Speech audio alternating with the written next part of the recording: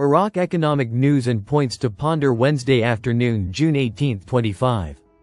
Listen to the full version on the official dinarreport.com website and become our supporter on Patreon. Coker. Iraq's benefits from rising oil prices depend on the absence of export barriers. Time. The 18th of June 2025, 15 hours 30 minutes and 1 second. Read. 480 times. Economic. Al-Farad News, member of the Parliamentary Finance Committee.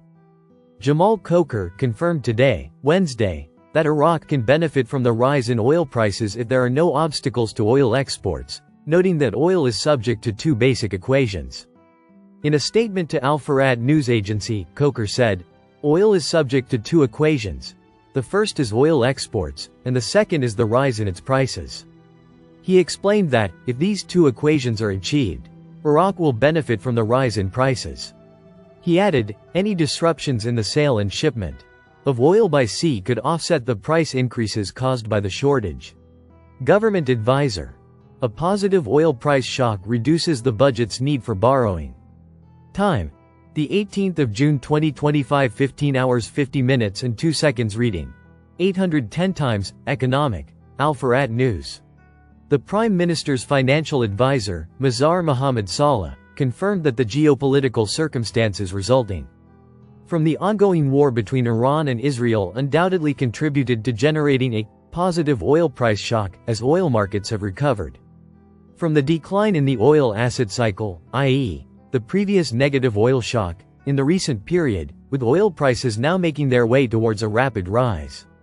Saleh explained to Al-Farad news agency that the average oil price decline of $10 per barrel of exported oil from the levels of the beginning of the current year 2025 has returned to witness an increase to its previous stable conditions before the decline, and within a few days.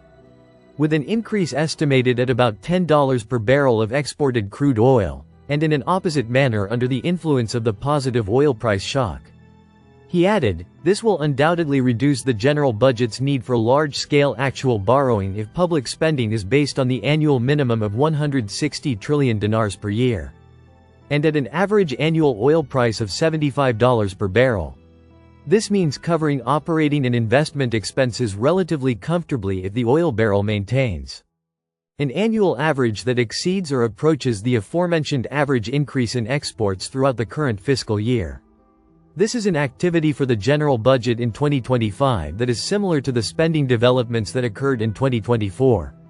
Saleh pointed out that, what we see is that the current high price structure will likely stabilize without declining even if hostilities between the two parties to the ongoing conflict in the Middle East cease. This is due to the influence of hedging factors and the buildup of fossil fuel stocks at the global level, in addition to the rapid expiration of the downward cycle of oil assets after taking its current stable form, and maintaining balance in energy markets under the influence of the continued multiplicity of geopolitical tensions in more than one place in the global energy demand belts. He stressed that, this does not preclude diversifying non-oil revenue sources in a transparent and more governed manner, and imposing discipline on any unnecessary expenditures that can be postponed at the present time, in light of the policy. Brent crude falls after Trump's comments. Energy oil prices fell about 2% on Wednesday, after rising earlier in the session, as investors assessed the possibility of supply disruptions due to the Iran-Israel conflict and the possibility of direct U.S. intervention. By 10:41 a.m. Eastern Time, Brent crude futures were down $1.40, or 1.8%, at $76.73 a barrel. And U.S. West Texas Intermediate, WTI, crude was down $1.29, or 1.7%, at $73.55. Both contracts had gained more than 4% in the previous session.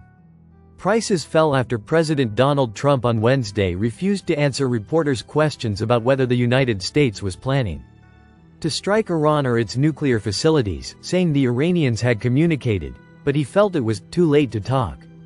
Trump said Iran had proposed holding talks at the White House, but did not provide details. He's essentially suggesting that Iran say, okay, we're going to stop our nuclear program, said Phil Flynn, senior analyst at Price Futures Group. That would avoid the United States getting into a conflict and reduce the risk. Listen to the full version on the official dinarreport.com website and become our supporter on Patreon. Source: Dinar Recaps.